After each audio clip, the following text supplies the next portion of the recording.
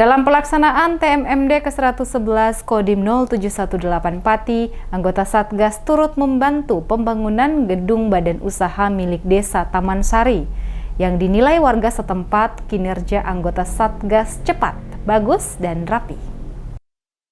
Selalu membantu warga dalam berbagai kesempatan, kehadiran anggota Satgas disambut baik oleh warga Desa Taman Sari, Kecamatan Jaken, Kabupaten Pati. Seperti kali ini, kehadiran anggota Satgas membantu pembangunan gedung badan usaha milik Desa Taman Sari, ringankan pekerjaan warga setempat. Muklis, warga Desa Taman Sari, mengaku terkesan dibantu anggota Satgas, dinilainya kinerja Satgas cepat, bagus, dan rapi.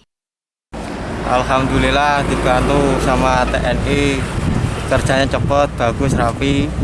Ya, tanggapan saya ya bagus.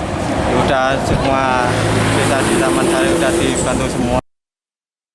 Muklis menambahkan kehadiran anggota Satgas dalam program TMMD ke-111 Kodim 0718 Pati di Desa Taman Sari banyak membawa manfaat untuk warga desa setempat.